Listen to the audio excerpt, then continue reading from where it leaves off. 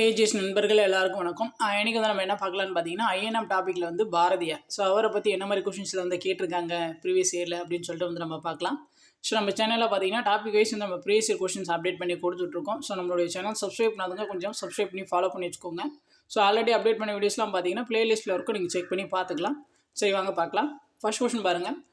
காடு கமழும் கற்பூர சொற்கே கற்பனை ஊற்றாம் கதையின் புதையல் என புகழப்படுவோர் வந்து யார் அப்படின்னு சொல்லி கேட்டிருக்காங்க. இதுக்கான ஆன்சர் பார்த்தீங்கன்னா ஆப்ஷன் ஏ, பாரதியார். அடுத்த கொஸ்டின் பாருங்க. செந்தமிழ் தேனி சிந்துக்கு தந்தை குவிக்கும் கவிதை குயில் இந்நாட்டினை கவிழ்க்கும் பகையை கவிழ்க்கும் கவியரசு. இந்த பாடலோடு தொடர்புடைய இருவர் வந்து யார் அப்படின்னு சொல்லி கேட்குறாங்க. இதுக்கான ஆன்சர் பார்த்தீங்கன்னா ஆப்ஷன் டி, பாரதிதாசன். பாரதிதாசன் வந்து பாரதியார் வந்து புகழ்ந்திருப்பார். இந்த வரிகள்லாம் சொல்லி புகழ்ந்திருப்பார், அது பார்த்துக்கோங்க. அடுத்து பாருங்கள். சரியான கூற்றுகளை கண்டறிய அப்படின்னு சொல்லி கொடுத்துருக்காங்க. 4 ஸ்டேட்மெண்ட் கொடுத்துருக்காங்க. அதில் வந்து எது சரியாக இருக்குன்னு கேட்குறாருங்க. இதில் பாருங்கள். பாரதியின் இந்திய வார இதழ் மிதவாத தேசியவாதிகளின் குரலாக திகழ்ந்தது. இது வந்து தப்பு. அடுத்து பாருங்கள். 1907 சூரத் காங்கிரஸ் மாநாட்டில் பாரதி கலந்து கொண்டார். இது வந்து ரைட்டு தான், சரிங்களா. பாரதியார் பார்த்தீங்கன்னா 1905 பனாரஸ் மாநாட்டிலையும் 1907 சூரத் மாநாட்டிலையும் வந்து கலந்து கொண்டிருப்பார். அடுத்து பாருங்கள். சக்கரவர்த்தினி, சுதேசி மித்திரன் போன்ற பத்திரிகையில் பாரதியை பணியாற்றினார். அது வந்து சரிதான். அடுத்து பாருங்கள். தி இந்து பத்திரிகையை வெளியிட்டவர் ஜி சுப்பிரமணிய ஐயர் அப்படின்னு சொல்லி கொடுத்துருக்காங்க. ஸோ இது வந்து சரிதான், சரிங்களா. ஸோ இதில் பார்த்தீங்கன்னா 2, 3, 4 வந்து சரி. ஸோ 1 மட்டும் வந்து தவறு. அடுத்து பாருங்கள். கீழே கொடுக்கப்பட்டுள்ள இதழ்களில் எது சுப்பிரமணிய பாரதியுடன் தொடர்புடையது அல்ல அப்படின்னு சொல்லி கேட்குறாங்க. பார்த்துக்கோங்க. இதில் பார்த்தீங்கன்னா நியூ டெய்லி இதுவும் பார்த்தீங்கன்னா பாரதியாருடைய தான். விஜயாவும் பார்த்தீங்கன்னா பாரதியாருடைய தான். இந்தியாவை பார்த்தீங்கன்னா பாரதியுடைய தான். இந்த விஜயா இந்தியா நம்ம கேள்விப்பட்டிருப்போம். நியூ டெய்லி இது வந்து நம்ம கேள்விப்பட்டிருக்க மாட்டோம். ஸோ அதுவும் பார்த்தீங்கன்னா பாரதியாருடைய இதழ் தான். ஸோ இந்த நியூ இந்தியா பார்த்தீங்கன்னா அன்னிபெசன்டோடைய இதழ். அன்னிபெசன்டோடைய இதழ் வந்து நியூ இந்தியா காமன்வெல்த். அதில் பார்த்தீங்கன்னா எது தப்பாக இருக்குன்னா ஆப்ஷன் டி தான் வந்து தப்பாக இருக்குது. அடுத்து பாருங்கள். ஸோ போகிறதுக்கு கொடுத்துருக்காங்க. வ.உ. சிதம்பரம் பார்த்தீங்கன்னா சுதேசி கப்பல் கம்பெனி நமக்கு தெரிஞ்சது தான். பாரதி பார்த்தீங்கன்னா பாலபாரத். அடுத்து பார்த்திங்கன்னா நாமக்கல் கவிஞர் ராமலிங்கம் பார்த்தீங்கன்னா சங்கொலி அவருடைய படைப்பு. கவிமணி தேசிக விநாயகம் பார்த்தீங்கன்னா அழகம்மை ஆசிரிய விருத்தம் அந்த நூலை வந்து படைச்சிருப்பார். ஸோ இதுக்கான ஆன்சர் பார்த்தீங்கன்னா ஆப்ஷன் பி, 3, 4, 2, 1. அடுத்து பாருங்கள். கொடியிட்ட இடத்தை நிரப்புக அப்படின்னு சொல்லி கொடுத்துருக்காங்க.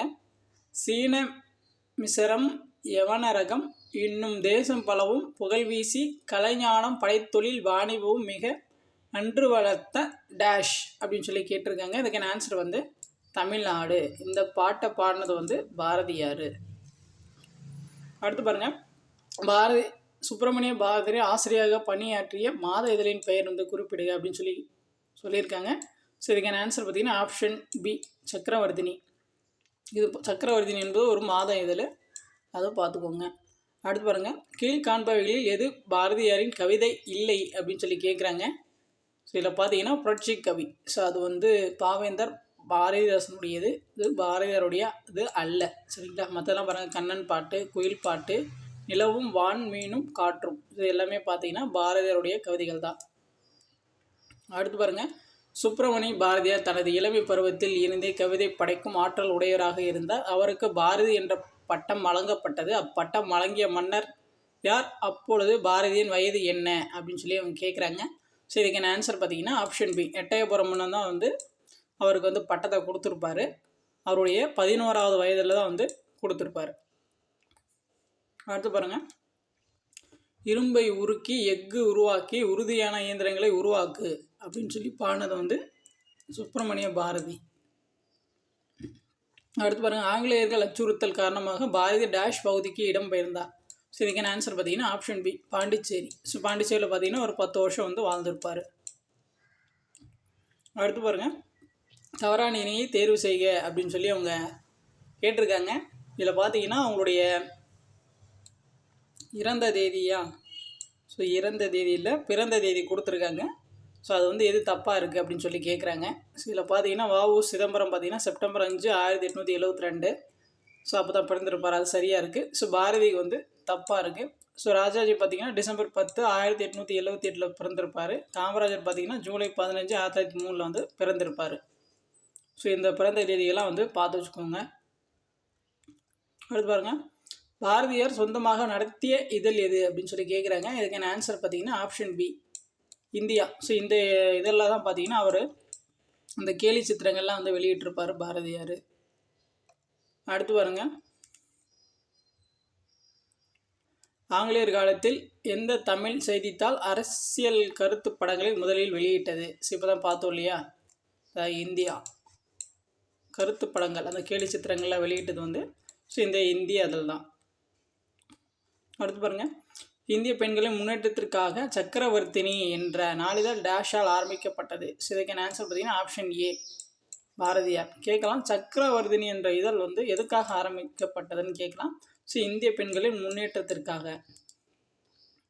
ஸோ அடுத்து பாருங்கள், பின்வரும் வாக்கியங்களில் எவை சரியானவை அப்படின்னு சொல்லி கேட்குறாங்க. மகாகவி பாரதியார் நவீன தமிழ் கவிதை முன்னோடி மற்றும் எல்லா காலத்திலும் சிறந்த இலக்கியவாதிகள் ஒருவராக கருதப்படுகிறார்.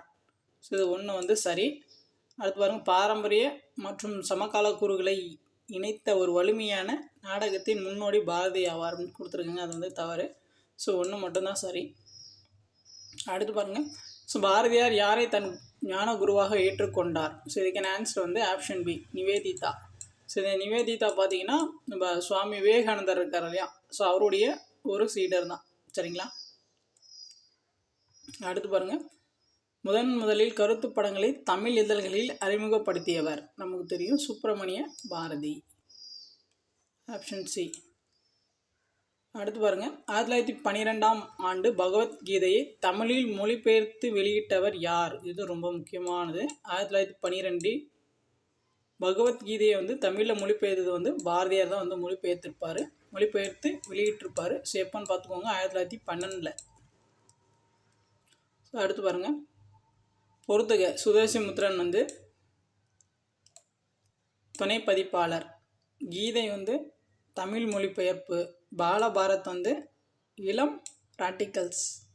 ஸோ அடுத்து பார்த்திங்கன்னா நியூ இந்தியா வந்து நடைமுறை பதிப்பாளர். ஸோ இதுக்கான ஆன்சர் பார்த்திங்கன்னா ஆப்ஷன் பி.